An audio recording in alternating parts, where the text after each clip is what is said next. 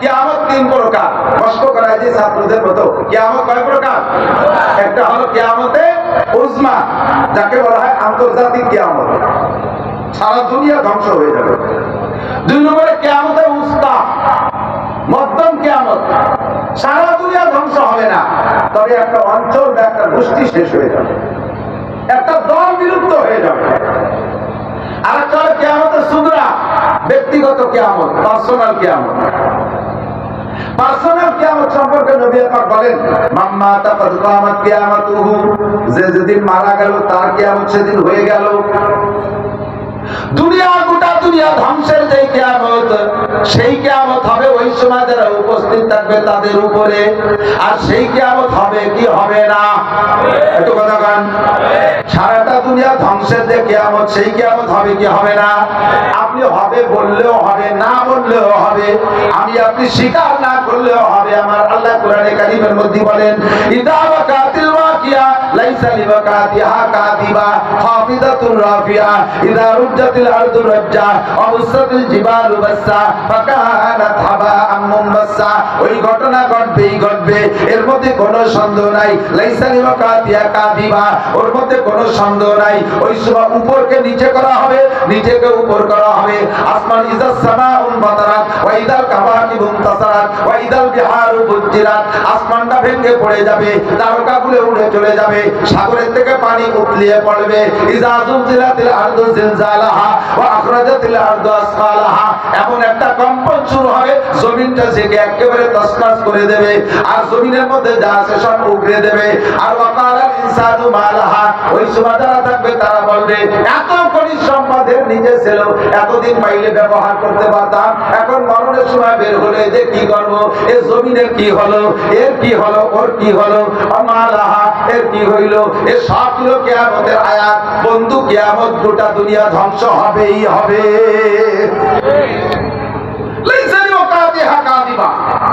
তবে এর আগে দুইটা কিয়ামত, একটা হলো মাঝারি কিয়ামত, সেটা হলো কোন জাতি গোষ্ঠীর পর আল্লাহ তাদের আচরণে কষ্ট পাইয়া ধ্বংস করে দেয়। যেমন কওমে আদ, নাম শুনেছেন কওমে আদ, এখন তাদের অস্তিত্ব নাই, শেষ। কওমে সামুদ, এদেরকে ধ্বংস করে দিয়েছে একটা কওম, সারা দুনিয়া রয়ে গেছে। কওমে সামুদকে শেষ করে দিয়েছে। কওমে লূত, তাদেরকে আল্লাহ তাআলা ধ্বংস করে দিয়েছে। এমন করে করে বহুত কওমকে আল্লাহ শেষ করেছে। কোন রাজনৈতিক দলকে আল্লাহ পাক তাদের আচরণের পর কষ্ট যদি পায়, তাদেরকে জীবদ্দশায় বেঁচে থাকতেও বিলুপ্ত কইরা দিতে পারে। এর নাম হলো কিয়ামতের উস্তা। বুঝা গেছে? আর ব্যক্তিগত কিয়ামত, পার্সোনাল কিয়ামত, যে যেদিন মারা যাবে সে তার সেই দিন কিয়ামত। এখন তিনটে কিয়ামতের তারিখ আল্লাহ তাআলা কেউরে জানতে দেয়নি। এত বড় সাহেব মারেবা আমার আল্লাহ, এত বড় সাহেব হিকমত আজীব, এই তিনটা কিয়ামতের তারিখ গোপন রাখছে। 40 মিনিট আগেও জানতে পারবে না 40 মিনিট পরে কি হবে, ঠিক কি না? মরার 1 মিনিট আগেও জানবেন না, একটু পরে মারবেন না, বাঁচতেন, ঠিক কি না? ও দোস্ত, তিনটে কিয়ামত, লাস্টের ফাইনাল কিয়ামত, সে কিয়ামতের ডেট আল্লাহ জানতে দেয়নি। সূরা লুকমানের ভিতরে আল্লাহ পাক বলেন, 5টা জিনিস তোমাদেরকে জানতে দেব না। জোরে বলেন কয়টা? মনে থাকবে কয়টা? 1 নম্বরে ইন্নাল্লাহা ইনদাহু ইলমুস সাআ, ওই আন্তর্জাতিক কিয়ামত কবে হবে এটা জানতে দেব না। ওয়া ইনাজিলুল গায়জ, কোন মেঘে কখন বৃষ্টি নামবে এটা মিকাইল আলাইহিস সালামও জানে না, কেউ শিওর সংবাদ বলতে পারে না। ওয়া ইনাজিলুল গায়জ। 3 নম্বরে ওয়া ইয়ালামু মা ফিল আরহাম, কোন নারীর পেটে সন্তান আছে, বাচ্চা পেটে আসার আগে দুনিয়া কেউ বলতে পারবে না, একমাত্র আল্লাহ ছাড়া। কথা বলেন। 4 নম্বরে ওমা তাদরি নাফসুম মাযা তাকসিবু গাদা, আগামীকাল কে কি ইনকাম করবা, একটু পরে কে কোথায় কি খাইবা, এইটা কেউ বলতে পারবে না, এটা একমাত্র আল্লাহই জানে। 5 নম্বরে তোমার আখেরি কিয়ামত, তোমার কিয়ামত ব্যক্তিগত কিয়ামত। ওমা তাদরি নাফসুম বিআইয়ি আরদিন তামুত, কে কোন জায়গা মারা যাবা কেউ সেটা বলতে পারবে না। তবে যার যেখানে রুজি আছে আর যার যেখানে মরণ আছে, তাকে সেখানে যাইতেই হবে। যেতেই হবে। এক শায়ের বলেন, দো চিজ আদমিরা কাশত জোরে জোর, দো চিজ আদমিরা কাশত জোরে জোর, একে আবদানা কর কাকে আগে গোর। দুইটা জিনিস মানুষকে তার স্থানে পৌঁছায় দিয়েই ছাড়ে, মানুষকে তার গন্তব্যে পৌঁছাই ছাড়ে। একটা হলো রুজি আর রুটি, আর একটা হলো কবরের মাটি। যেতেই ঠিক না? আল্লাহ এই পাঁচটা ভিতরে দুইটা বাচ্চা কিয়ামতের মধ্যে, একটা হলো আন্তর্জাতিক কিয়ামত, আরেকটা ব্যক্তিগত কিয়ামত। এই দুইটা ডেট আল্লাহ জানতে দেন নাই। জিবরিল আলাইহিস সালাতু ওয়াস সালাম হাদিসে জিবরাইল উলামায়ে কেরাম জানে, হুজুরের সামনে এসে বলতেছে, পাঁচটা চারটে প্রশ্ন করেছে, তার ভিতরে লাস্ট প্রশ্ন এসে বলছে, ইয়া মুহাম্মদ মাতা সা। হুজুর আমি তো আল্লাহর কাছে যাই, আর এই সব নবী রাসূলের কাছে আমি আসা যাওয়া করছি।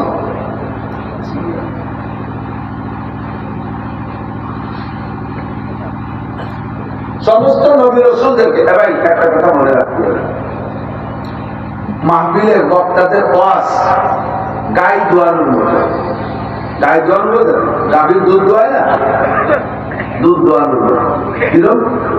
গাভীর দুধ চাইয়েই বান্দরে টান দিলে কি বেরোয়? কি লাগে? বাছুর দিয়ে বানানো লাগে, বানানো হয়তো বাছুর থেকে বানাতে হয় না, না বানায় যদি বান্দরে টান দেন বান ছিঁড়ে যাবে, দুধ বেরোবে, ঠিক না? বানায় আগে না দোয়ায় আগে? দোয়ায় আগে। আগে বানায় না আগে দোয়ায়? আগে বানায় পরে দোয়ায়, ঠিক না? তো বানানো হয়ে গেছে, দোয়ানোর সময় যদি বালতি সরাই নিয়ে যায় দুধ বাড়ি যাবে। ওয়াজও সেরকম, ওয়াজের শেষে আরো দোয়া দিয়ে, শুরুতে খালি পানা দিয়ে। তো ঘন্টা খালি ধরে বানাইছি, যখন দোয়াবো সেই সময় আপনি বাদাম খাতে চলে গেলেন, বালতি নিয়ে বাড়ি গেলেন, তা তো দুধ বাড়ি যাবে না।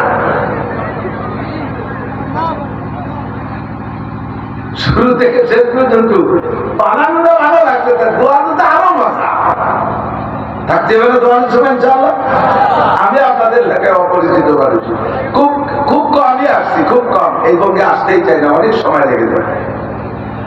এলাকায় ঢাকার বক্তারাই আসে বেশি, তা আসছি অনেকদিন পর। আর বর্তমান আমাদের অবস্থা তো আগেই করে দিছি।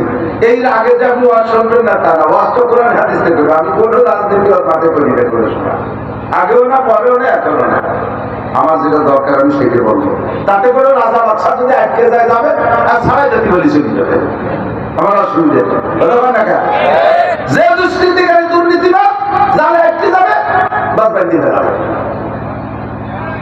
বাতির মধ্যে ঢুকাই দেবো। আর যদি সারা জাতি পারে লাভাই ঢুকে ভাই ঢুকে সেই জাতি পারে তাতে চলে যাবে, আমার অসুবিধা।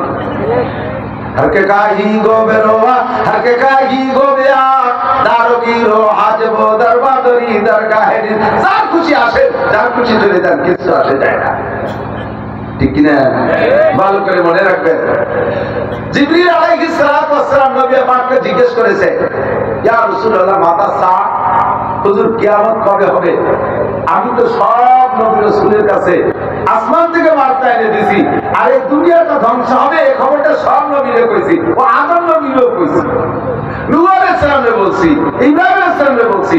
সব নবী আমার কাছে জানতে চাইছে, জিবরাইল তুমি তো আল্লাহর দ্বারে যাও আসো, তুমি যা জানো এটা আমরা জানি না, তো তুমি কদি কিয়ামত কবে হবে?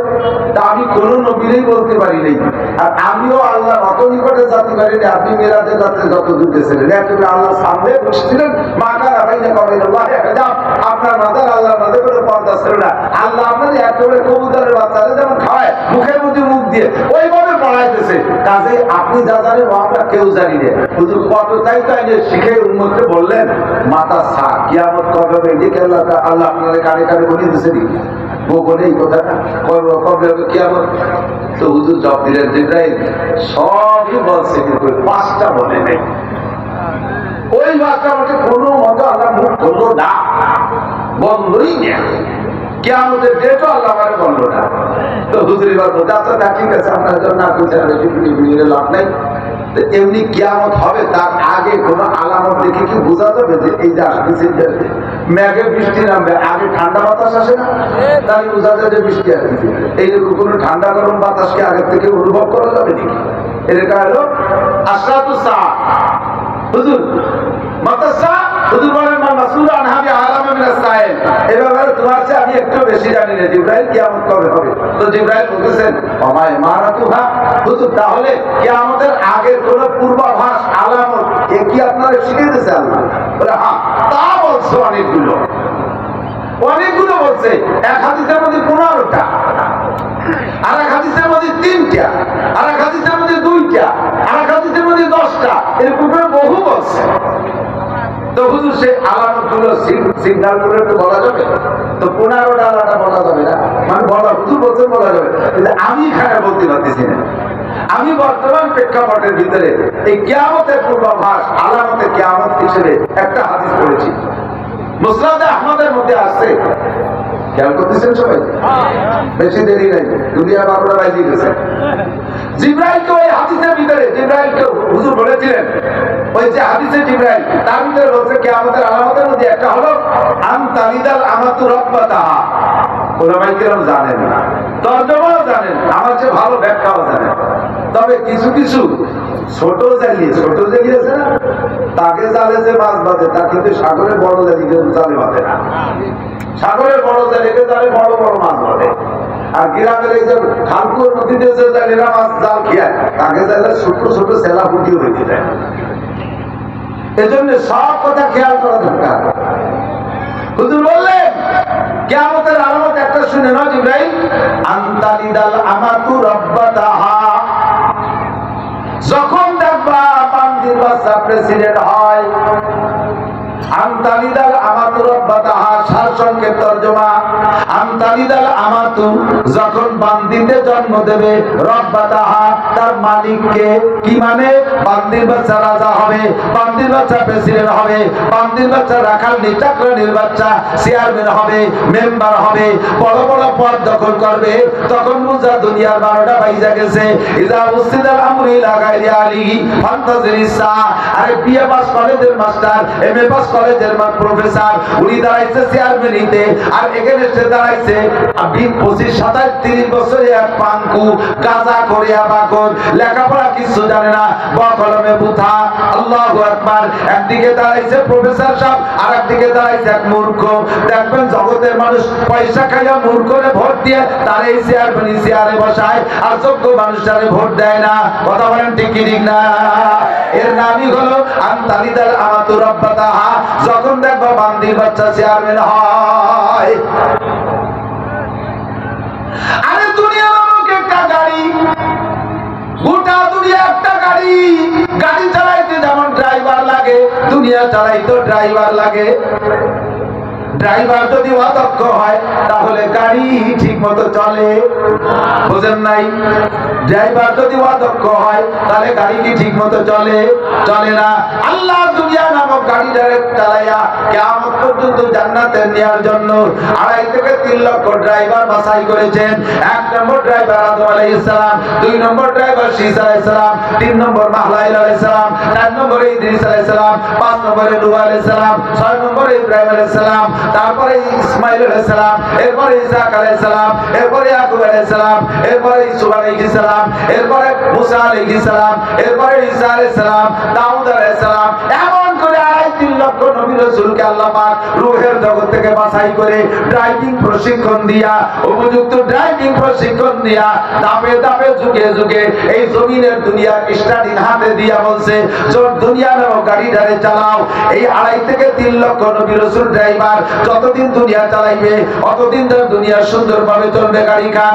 এরপরে নবীদের সিলসিলা, আমাদের নবী পর্যন্ত ড্রাইভার শেষ। এরপরে নবীর দেয়া প্রশিক্ষণ প্রাপ্ত ড্রাইভার 1 নম্বরে আবু বকর, 2 নম্বরে ওমর, 3 নম্বরে ওসমান, 4 নম্বরে আলী, 5 নম্বরে মুয়াবিয়া, হাসান হুসাইন রাদিয়াল্লাহু তাআলা আনহুমা। এমন এমন সাহাবায়ে কিরাম, তাবেঈন, তাবেঈন সবই প্রশিক্ষণ প্রাপ্ত ড্রাইভার। এরা যতদিন দুনিয়া চালাইছে গাড়িটা সুন্দরভাবে চলছে, ভূমিকম্প হয় নাই, ভূধস হয় নাই, জাকুনি লাগে নাই, খালে পড়ে নাই, খাদে পড়ে নাই, বিপদ থেকে মুক্ত। যখন ড্রাইভারের সিলসিলা চইলা গেছে ওখান থেকে, এরপরে আছে ড্রাইভার মদ খায় ড্রাইভার, গাঁজা খায় ড্রাইভার, এবা খায় ড্রাইভার, দাড়ি কাটা ড্রাইভার, তালাই মতে ড্রাইভার, খানায় খাই ড্রাইভার, আইটি পায়খানা করে ড্রাইভার, ভাই বলতে তুই আর এক জায়গায় রাত কাটার ড্রাইভার, টোন মারা ড্রাইভার, মন মারা ড্রাইভার, রাস্তা মারা ড্রাইভার, খাল মারা ড্রাইভার, বিজিএফ কার্ড বেঁচে খা ড্রাইভার, কথা বলতে গেল কারেন্টের খাম্বা মারিয়ে খা ড্রাইভার, সরকারি ফ্যাসিলিটি বিল্ডিং মারিয়ে খা ড্রাইভার, বেনামাজি ড্রাইভার, বেরোজাদার ড্রাইভার, জেনাকর ড্রাইভার, ঘুষখোর ড্রাইভার, সুদখোর ড্রাইভার, লুচ্চ ড্রাইভার, বদমাশ ড্রাইভার, এদের হাতে যখন দুনিয়া নামে গাড়ি গেছে তখন বারবার খালি ঝাঁকি খায় আর কইরা যায়। ইজা উসিদাল আমরু ইলা কাইদি ফান্তাজিরিস সাআহ। ও দোস্ত, নবী বলেন ইদা কানা উমারাকুম কিয়ারাকুম, হে দুনিয়ার মানুষ বাঙালিরা, যদি শান্তি পাইতে চাও, যদি শান্তির মুখ দেখতে চাও, কোন দায় শান্তি পাবা না। যাদের পিছনে স্লোগান দিছো শান্তির আশায়, জীবন ভরে বহু জনের পিছনে তো স্লোগান দিছি, দেন নাই স্লোগান? নির্বাচনের সময় তো স্লোগান দেই, কত ভাই পিছনে স্লোগান দিছি। বাংলাদেশ স্বাধীনের পর থেকে যখন থেকে বোঝা শিখছি, বহু জনের পিছনে স্লোগান দিছি, মেম্বারের পিছনে স্লোগান দিয়ে কই বল্টু ভাইকে দিলে ভোট শান্তি পাবে দেশের লোক, চেয়ারম্যানের পিছনে স্লোগান দেই, আরে বোতল ভাইকে দিলে ভোট বোতল খাবে দেশের লোক। বোতল জানেন না? মাল বোতল, মাল মাল গাঁজা এবার হিরোইন, বোতল বোতল, কত স্লোগান দিছি। বোতল ভাইকে দিলে ভোট শান্তি পাবে, বোতল নাম বললাম কেন? বোতল নামে কেউ নাই, হঠাৎ নাম একটা বলে ভাবো যে এলাকার কেউ সাথে মিশে যায়, কোনো শেষে না আমার আটকায় দিল কোথায় দিলে ধর। এই জন্য বোতল নাম কইলাম, বোতল নামে কেউ নেই। আল্লাহ কইলে দুনিয়ার মানুষদের শান্তির জন্য যত মানুষের পিছনে স্লোগান দিছো, তোমার বাংলা জমিনে চোখে দেখো, এ দল ও দল সে দল, কোন দলের নাম কইলাম না, যত জনের পিছনে যারা স্লোগান দিছো, আরে তারা তোমাদের শান্তি তো দিতেই পারে নাই, বরঞ্চ তারা নিজেরাই বড় অশান্তিতে। যে নিজে এত বড় মহা শান্তিতে, সে তোমারে শান্তি দেবে কি কইরা? শান্তি যদি পাইতে চাও তাহলে নেতা বাছাই করো। আমার নবী বলে দিয়েছে ইজা কানা উমারাকুম খিয়ারাকুম, যখন তোমাদের নেতারা হবে ভালো মানুষ, নেতারা হবে ভালো মানুষ। কার নজরে ভালো? গাঁজাখোরের নজরে ভালো, মদখোরের নজরে ভালো, চোরের নজরে ভালো, ডাকাতির নজরে ভালো, রাস্তা মারিয়ে দেওয়া কন্ট্রাক্টরের নজরে ভালো, এইগুলোর নজরে ভালো না। যখন নেতা ভালো হবে আল্লাহ আল্লাহ রসুলের নজরে, এইরকম যখন নেতা হবে, নেতা হবে যদি চেয়ারম্যান হয়, তাহলে ইউনিয়নের কেন্দ্রীয় মসজিদের ইমামতি করার যোগ্যতা তার ভিতরে থাকতে হবে, খতিব হওয়ার জুমার নামাজ পড়ানোর যোগ্যতা থাকতে হবে, উপজেলা চেয়ারম্যান উপজেলার কেন্দ্রীয় মসজিদের খতিব হইতে হবে, আরে এমপি সাহেব তার সিটের কেন্দ্রীয় মসজিদের খতিব হওয়ার যোগ্যতা থাকতে হবে। কথা বল। আমলিগের থেকে হোক দুঃখ নাই, বিএনপিতে হোক দুঃখ নাই, জাতীয় পার্টির থেকে হোক দুঃখ নাই, আমার হুজুরকে দলের নামই কইলাম না, এই কয় দলের থেকেই হোক, তবে এরকম হতে হবে যোগ্য নেতা। হবে তাহাজ্জুদ পড়নেওয়ালা, নেতা হবে দাড়িওয়ালা, নেতা হবে কোরআন পড়নেওয়ালা, নেতা নিজে পর্দা করবে, বউ বাচ্চারে পর্দা করবে, নেতা দান খয়রাত করবে, নেতা মসজিদ মাদ্রাসার দিকে টান থাকবে, নেতার মুখে সুন্নতি দাড়ি হবে। দাড়ি কাটা কোনো নেতা আল্লাহর নজরে ভালো না, আরে দাড়ি কাটা কোনো নেতা আল্লাহর নজরে ভালো না। কথা বলেন ঠিক কি ঠিক না? নামাজি নেতা আল্লাহর কাছে ভালো, মদ গাঁজা খাওয়া নেতা ভালো না, টনমন মারা নেতা ভালো না, রাস্তা মারা নেতা ভালো না। এইরকম যখন তোমাদের নেতা হবে, তোমরা জেনে নাও দুনিয়ার স্টার্টিং ধরছে অদক্ষ ড্রাইভার। এখন তোমাদের কপালে জাকি হবে, ৭১-এ জাকি হবে, ৫ই আগস্টে জাকি হবে, বারবার জাকি হবে, এগুলো সবই তোমাদের ড্রাইভারের অদক্ষতার গুণাগুণ।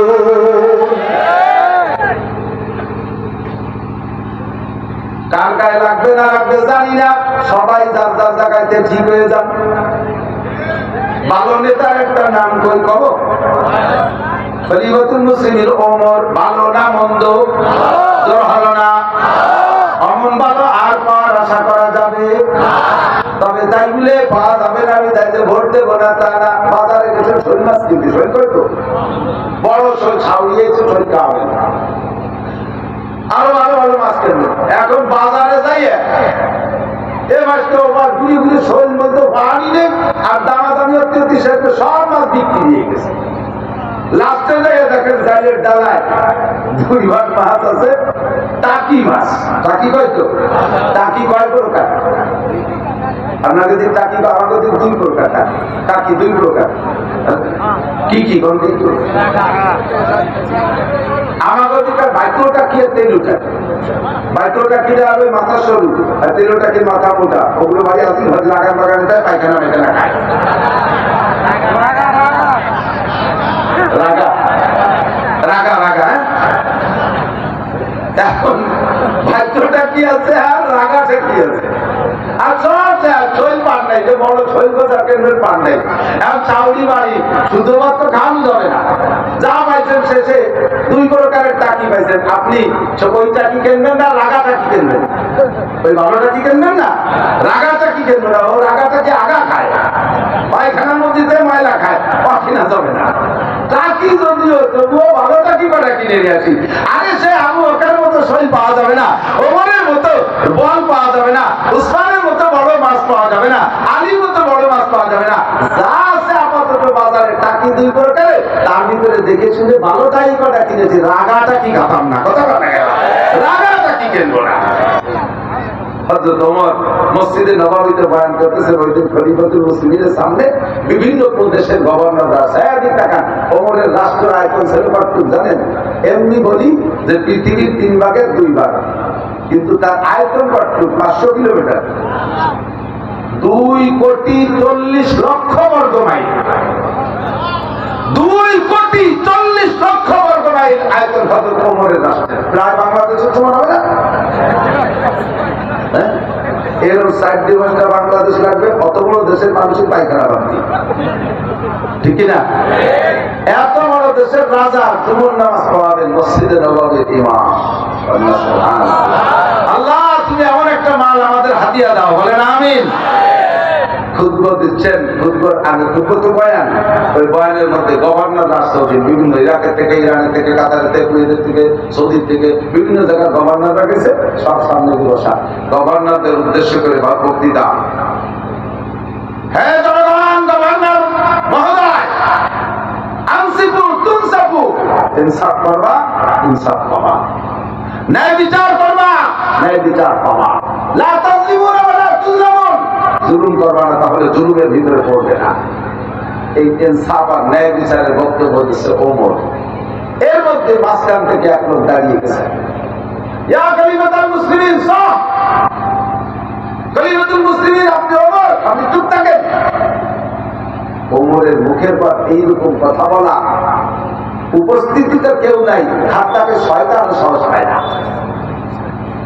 এই লোক দাঁড়ায় ওমর আপনি চুপ থাকেন আপনার মুখে বক্তব্য শোভা পায় না কেন বললেই ওমর গরম হয়ে গেছে এমনি মিজাজি মানুষ গলা ফুলে গেছে চোখ লাল হয়ে গেছে চূড়ান্ত বিশাল গরমে তাদের তুই কে আমার মুখে শোভা পায় না ইনসাফের বক্তব্য জগতে কার মুখে শোভা পায় না হযরত আব্দুল্লাহ ইবনে ওমর পাশে বসা টের পাইছে ওই লোকের ওই অভিযোগ টের পাইছে কি জন্য উনি আবার এই বক্তব্য বাধা দিল তো হযরত আব্দুল্লাহ ইবনে ওমর ওমরকে বলতেছে আব্বাজি ধমক দেবেন না ধমক দেবেন না নিশ্চয় তার কাছে আপনার ভিতরে বেইনসাফির কোনো না কোনো প্রমাণ আছে নইলে জায়গায় আপনাকে বাধা দিতে পারতো না আজকে যদি ওই লোকের অভিযোগ শুনে জবাব দিয়ে আপনি কাটায় যেতে না পারেন পরিষ্কার করতে না পারেন তাহলে কিয়ামতে ওই লোকটা আপনার এগেইনস্টে মামলা দেবে আপনার সাথে আরো 9 জন 10 জন জান্নাতের সুসংবাদ প্রাপ্ত সাহাবা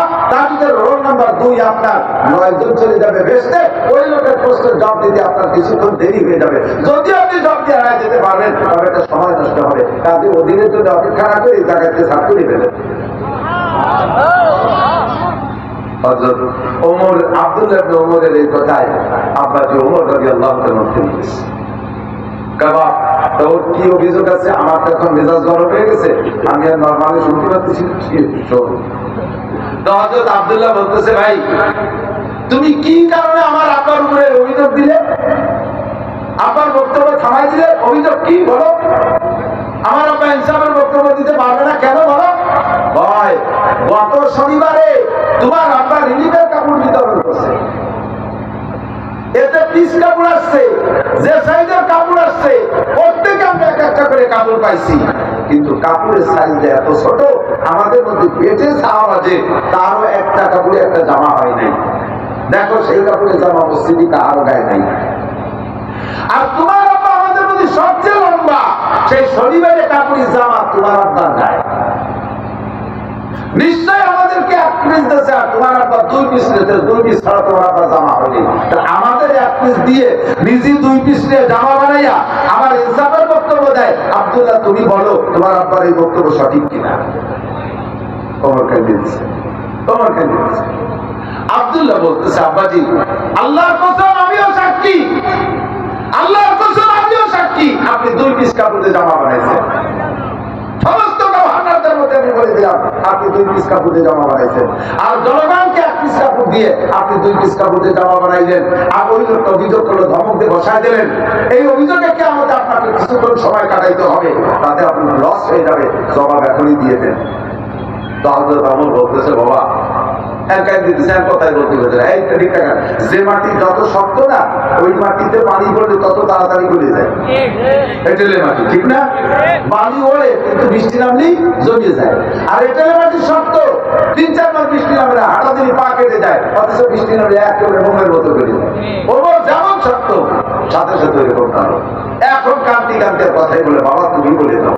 হযরত আব্দুল্লাহ বলতেছে ভাই তোমার অভিযোগ সত্য, আল্লাহর কসম আমার আব্বা 2 পিস কাপড় দিয়ে জামা বানাইছে, এর মধ্যে কোনো সন্দেহ নাই, এ জায়গায় কোনো গোপন লুকোচুরির কিছুই নাই। ও ভাই তুমি বলো গত জুমার দিন আমার আব্বা সেই জামাটা পরা তোমার নামাজ পড়াইছিলেন, জামাটার কথা কি তোমার মনে আছে? বললেই ওই লোকটা কেঁদে ফেলছে, কয় ও ভাই আব্দুল্লাহ গত শুক্রবারে তোমার আব্বা খলিফাতুল মুসলিমিন এত বড় দেশের রাজা হইয়া সে যে জামাটা পরে জুমার নামাজ পড়েছিল ওই জামার ভিতরে 8 থেকে 10 খানা তালি আমি দেখেছি, 8 থেকে 10 খানা তালি দেখেছি। কোন কোন তালি কাপড়ের গায়ে চামড়া দিয়ে লাগানো, এমন তালিযুক্ত কাপড় দেখা আমি ওই দিন সিদ্ধান্ত নিয়েছিলাম আগামী শুক্রবারের আগে আমি খলিফাতুল মুসলিমিনকে একটা জামা বানাইয়া দেব, কিন্তু ব্যস্ততার জন্য তা পারি নাই। আর আজকে তোমার আব্বার গায়ে নতুন কাপড়ের জামা দেখা আমার সেন্টিমেন্ট গরম হয়ে গেছে, আমি সিদ্ধান্ত চেঞ্জ করেছি। তোমার আব্বার ছেঁড়া জামা গত শুক্রবারে দেখেছিলাম। হযরত আব্দুল্লাহ বলে ভাইরে আমার আব্বার গায়ে ছেঁড়া জামা দেখা, তালি দেয়া জামা দেখে যদি তোমার চোখে পানি আসে, তোমার যদি খারাপ লাগে, আমি তার সন্তান আমার কেমন লাগতে পারে? ও ভাই বিশ্বাস করো গত শনিবারে যে কাপড় আব্বা বন্টন করেছেন ওই কাপড় সবাই যেমন 1 পিস পেয়েছো, আমার আব্বা 1 পিসের বেশি নেয় নাই, আমিও হারাহারি মধ্যে 1 পিস কাপড় পেয়েছি। আমার জামাটা একটু ভালো আছে, আব্বার জামা মন ছেঁড়া। আজকে গভর্নর আসবে আলিশান পোশাক পইরা তার সামনে খলিফাতুল মুসলিমিন তালি দিয়া ছেঁড়া জামা গাইতে জুমার নামাজ পড়াবে, আমি সন্তান হয়ে মেনে নিতে পারি নাই, তাই আমার পিস কাপড় আব্বাকে দিয়েছি। আমার পিস আর আব্বার পিস 2 পিস কাপড় দিয়ে আব্বা জামা বানাইছে। আল্লাহর কসম আমার আব্বা বাইতুল মাল থেকে 2 পিস কাপড় একা নেয় না।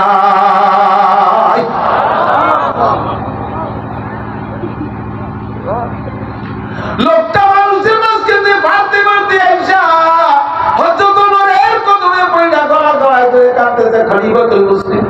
এত মানুষের মধ্যে আমি অভিযোগ করেছি, মিথ্যা অভিযোগ, আমারে মাফ করে দেন, আপনি কষ্ট পেয়েছেন মাফ করেন। হযরত ওমর তারে জড়ায় ধরে কয় বাবা তুই আমারে বাঁচাইছিস, তুই আমারে বাঁচাইছিস, এই অভিযোগে তুই যদি আমারে আজকে না করতি এখানে সাপ হইতো না, এইটা কিয়ামতে আমার তুই আটকায় ফেলতি, ও জায়গা আমি এভাবেই জব দিয়ে আড়াই যাইতাম, কিন্তু অন্যদের চাইতে জান্নাতে যাইতে চুপিসে পড়ে যাইতাম। তো আজ হিলে মুঝসে ইন্তেকাম বা রোজে কিয়ামত না রাখে ये काम, खुदा पास मुझको अदालत ना हो বা রোজে কিয়ামত খজালত না हो।